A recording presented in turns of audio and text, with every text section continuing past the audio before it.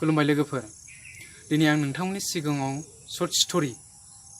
सुंद' सल' लानानै फैदों नोंथांमोनखौ बिगिनिं टु एन्डिं जागायनायनिफ्राय लानानै जोबजासिम नायलांगोन होननानै आं आसा खालामबाय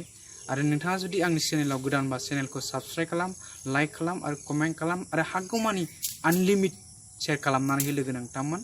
आरो आगदाथिंजाय थानाय नटिफिकेशन बेलखौ थुनानै होनो दाबाव लोगो नोंथांमोन दानिया आं सुंद' सल' स्टोरी शर्ट स्टोरी लानानै फैदों मोजाङै खोनासं लोगो नोंथांमोन सासे लावखार आरो मासे दाउब' आरो दाउखानि सल' सानसेखालि लावखारा फोथाराव मोसौ गुमहैदों फोथाराव मोसौ गुमहैदों सान्दुङा बिराद थिं थिं दुंदों बिफां साया नागिरदों बिफां सायायाव मा जिरायहैदों उन्दुनो ओंखारदों उन्दुबाय फोदा खांग्रांनानै उन्दुदों खुगा हासिनानै माने उन्दुदों आरो बे समावनो दाउब'आ बिरनानै फैदों माने बिफाङाव बाफैदों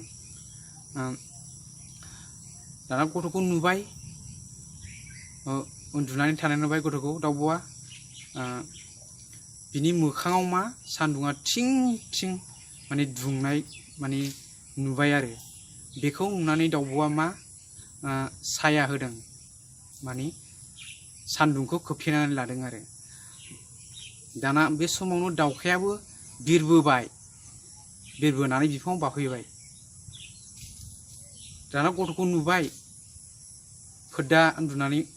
उन्दुदों खुगा सिङाव उन्दुदों आरो जालायनानै उन्दुदों दाना दाउब'खौ नुबाय बियो थिं थिं बिनि सान्दुङाव माने गथ'नि मोखां सान्दुङा नांनायखौ नुनानै होथेनायखौ नुबाय दाउखाया दाना मा बिनि खुगा सिङाव मा स्रेट खिरजेननानै मा होर बिलांबाय जादों दाउखाया दाना गथ'आ सिरि मोनबाय सिरि मोननानै मा दाउब'खौसो नुबाय बिफां सिङाव नायखोबा दाना मा बियो बे गथ'नाव मा बोरला दंमोन जाहैदों बोरलाजों बे दाउब'खौ फ्राद गावबाय जादों गांलाब गोलैबाय दाना मा